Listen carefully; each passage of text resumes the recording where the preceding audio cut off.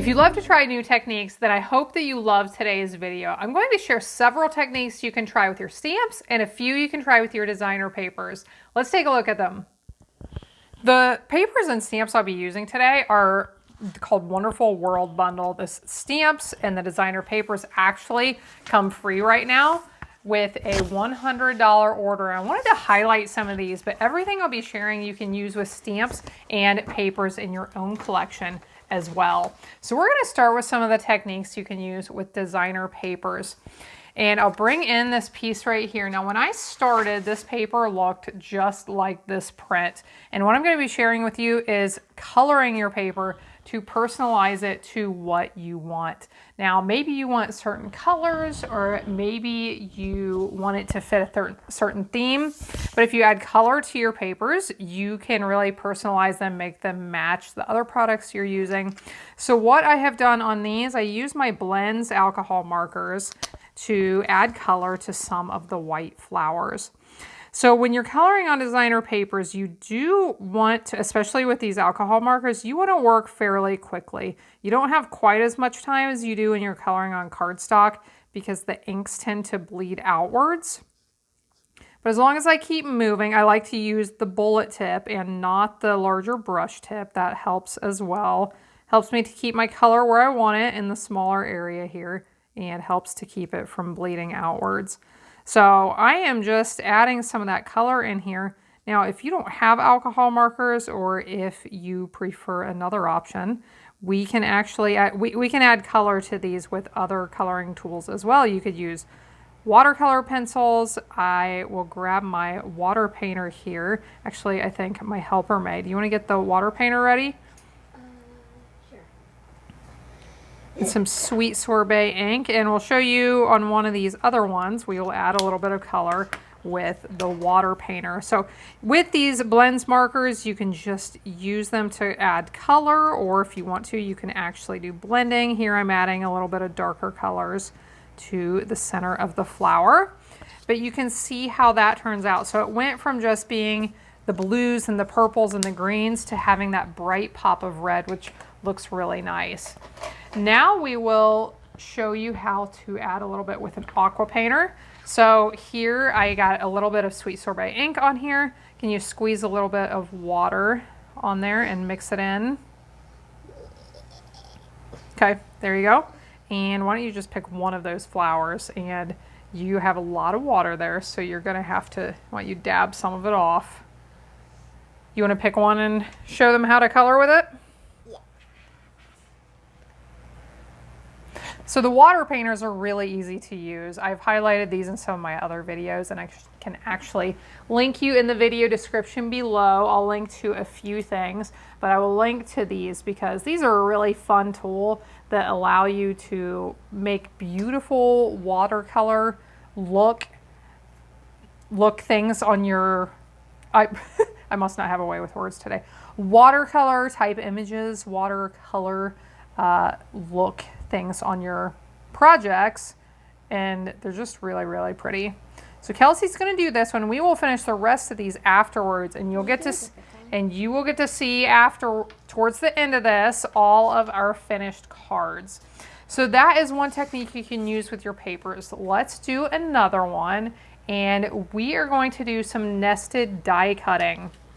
Now, what I mean by nested die cutting is using a particular shape of dies, such as nested circles, nested squares, nested rectangles, and laying them together on your paper. So I'm going to lay these three together around this particular flower, get everything lined up and centered, and then I'll lay that top plate on. And we will send this through and cut it out, and I'll show you what we can do with this. Now I'm using 3 dies. You can use more if you like. You can change this up depending on how you want to do it, how many dies you want to use, and create lots of different looks. But with 3, I'll show you what you can do.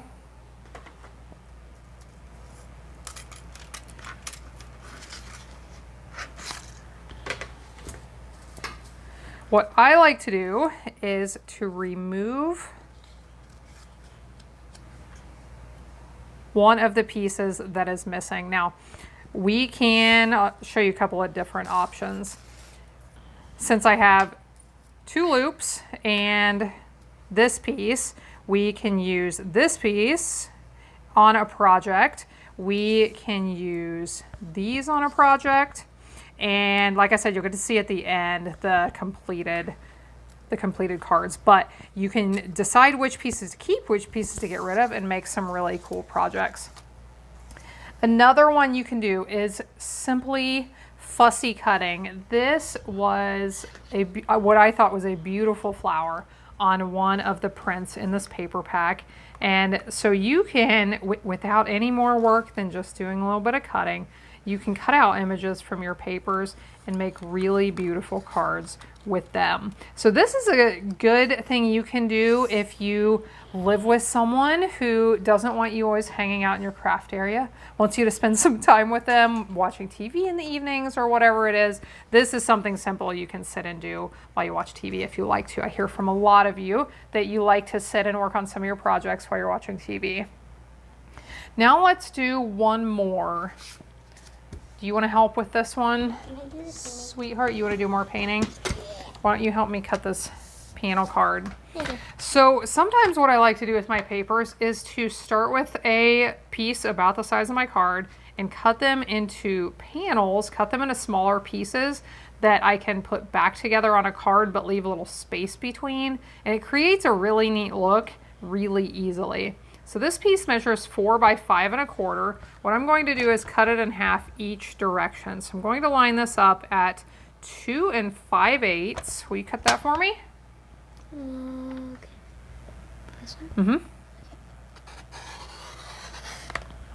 And now I will stack these two, turn it the other direction. And since this measured 4, now I'm going to cut it in half at 2. Will you cut that one? I get a lot of questions about the lines on my trimmer. I created these to make it easier to cut card bases and card mats. If you want details on that, I'll include that in the video description below as well.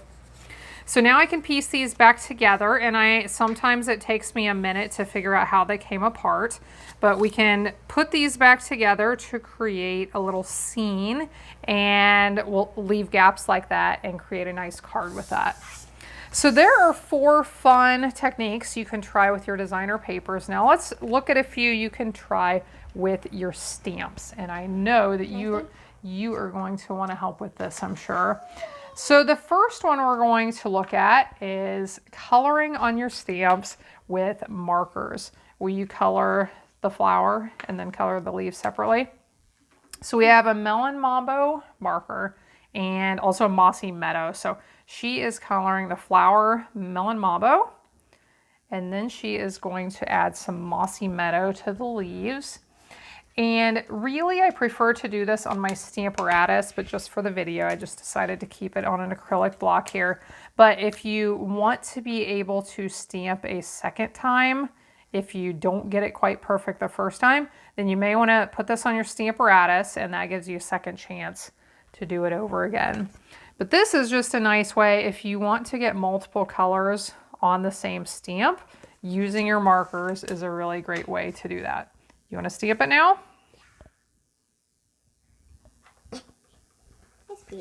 And here you can see the result. I just absolutely love the stamped images from this stamp set. They come out so beautifully. I was actually surprised the first time I used them because they turned out, I knew they were nice looking at the stamp set, but I just didn't appreciate how pretty they were going to be until I used them in person. So that's a fun technique. Now let's do something similar, but we are going to use sponge daubers this time. Now, do you want to do this one too? Okay. So what we're going to do, what she is going to do is use some sponge daubers, and you can apply this is Starry Sky and Pear Pizzazz. So put that Starry Sky up there on the part of the flower. It only fits on my thumb. This is an iris. Go ahead. So yes, they're made for grown-ups, so it probably fits your thumb better than it fits.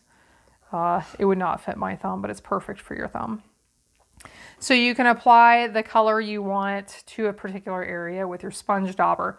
This is another one, I've shared this several times in other videos, that this works really well on the Stamparatus, and you can even go back and do shading and add multiple colors if you use it on the Stamparatus, since that allows you to stamp a second time in exactly the same spot. But for this one, we're keeping it simple. We'll just use it right here with this acrylic block. Good? Okay, so stamp it and let's see what that one looks like. Ooh, very pretty. And it looks just like an iris. I got some of the grass a little blue. See that? Little blue? Oh, that's okay. I would have never noticed. So that turned out really nice with the multiple colors and just the really soft look that creates. Next, let's see. I already stamped using this particular flower. And I did this using the daubers. I prepared this ahead of time, but I did this on the Stamparatus and I left it in the same place for this particular reason. Have you ever wanted to emboss something, but maybe you didn't have the right color of embossing powder, or maybe you wanted to do a multicolor look like this and you didn't really know how to emboss it? Well, you can emboss in any color and any image. So like I said, I stamped that, left it in the same place. Now I inked it up with my Versamark ink, and I'm going to do this a second time. Sometimes when I'm embossing, I like to ink it up twice just to make sure I got a nice good covering of that Versamark. And then I am going to sprinkle clear embossing powder over the top. I had prepared all my materials ahead of time, and my helper is, I'm not sure what she's doing here with my coffee filter. So I'm going to sprinkle clear embossing powder over the top. So we'll sprinkle the powder. I do like to catch it in a coffee filter a lot of times. Give the back a flick to remove some of that excess. And now we can heat this up quickly with our heat tool and see how we get embossing that looks like we've embossed in the colors that I had added to the card, but really it's just clear embossing powder over top of those colors.